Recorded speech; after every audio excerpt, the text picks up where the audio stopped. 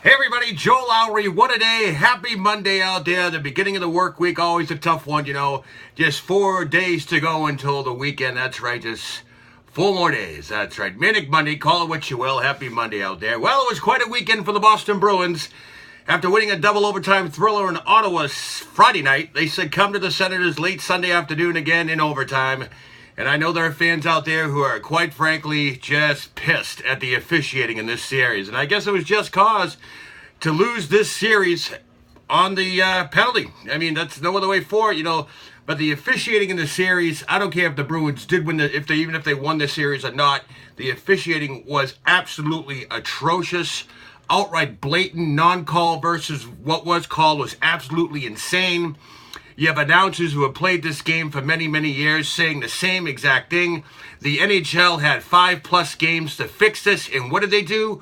What did Commissioner Gary Bettman do? Absolutely, positively nothing. He's got a huge mess on his hands with this officiating, and it's across the league too, folks. Even the obvious non-fan pointed out stuff. Just clean it up, guys, huh? And word today out of the Garden that Bruce Cassidy wants to come back as the Boston Bruins coach. No word on when Don Sweeney or Cam Neely will let us know about his future. And well, as you found out over the weekend, Happy Day star Erin Moran was found dead in her home. Erin starred as Joni Cunningham, the younger sister of Richie Cunningham and all the gang, and Fonzie and Potsy and all that. We used to love Happy Days. And we all fondly watched her grow up in front of our eyes. And even then some, after she did the Joni Loves Chachi series and all, she really did a few sporadic things after that, a few appearances on the Love Boat and so forth here and there. But, all the rumors around her death this weekend were circulating about her demons returning and so forth. But believe it or not, folks, she died from stage 4 cancer. That's right. No evidence of illegal drugs or narcotics were found. So, folks, thoughts and prayers go out to the entire Moran family. I want to give a special shout out to North Quincy High Class of 87 alum, Paul Karras. That's right, Paul has come a long way since being the skinny redhead I knew in high school. He lives down in Spring Hill, Florida right now, and he is the proud owner and operator of Affordable Sail Coating and Lines. So if you're looking for competitive pricing with outstanding service, give Paul Karras a call for all your sail coating and line painting needs. Oh, and by the way, congratulate Paul as well to Margie Burnham on their recent engagement. That's right, it was quite the scene down in Captiva Island yesterday. It's all over Facebook, folks, so head over to his Facebook page to take a look at him. But nonetheless, congratulations to Paul and Margie. Over the Celtics side of things, they tied up the series over the weekend with the Bulls. They host Chicago Game 5 Wednesday night at the Garden. Tip-off is at 7:30. And another big week for the Red Sox, hosting the rival Yankees this week at Fenway. Look for an interesting series between these two. That's right, the Red Sox will throw Porcello in Game 1. Chris Sale gets the nod in Game 2. Game 3 is going to Andrew Pomeranz. And I saw an interesting tweet over the weekend. Delta Airlines was the perfect scene for an impromptu Kenny G concert. I'm not kidding you, folks. He was there.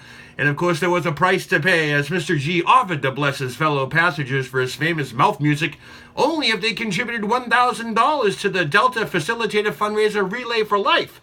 Well, guess what? They all chopped it up. That's right. They doubled the amount raised, and his soothing, soulful music led to a nice ride.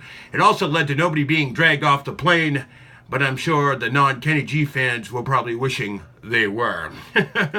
Well, with North Quincy High School holding its 30th annual high school reunion, I thought I'd throw some tidbits out there for way back when. April 24th, 1987 was actually a Friday in our big year. Of course, we know the U.S. president was Ronald Reagan, and there's a lot of music and stuff going on there. I got the top 5 hits of this week, believe it or not, was number 1, Gregory Abbott would Shake You Down, not my favorite song. Number 2 was C'est La Vie by Robbie Neville. Billy Vare and the Beatles were belting out At This Moment. Madonna, she had us dancing to Open Your Heart. And Bon Jovi was still living it on a prayer at number 5. And over at the movies, La Bamba kicked things off, as was Michael J. Fox's Secret of My Success. Remember that Brantley Whitfield or whatever it was? That was cool. And Blind Date with Bruce Willis and Kim Basinger, no doubt making us laugh. And Mel Gibson and Danny Glover, their primetime hit Lethal Weapon.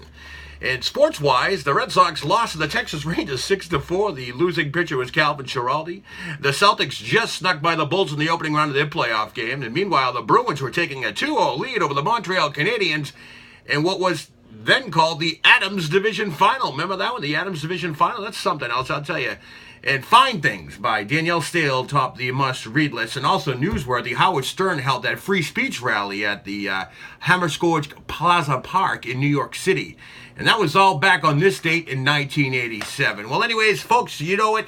I have to say it again, www.youtube.com/Joe Lowry. What a day. You got to get on over there. You got to subscribe. You hit the subscribe button. It's absolutely, positively, 150,000% free.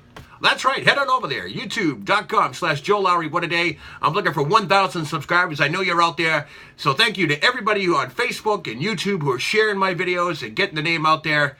It's getting bigger and better every day. And I'm Joe Lowry. I'll be back sometime this week for another edition of What a Day. By the way, I'm Joe Lowry. What a day.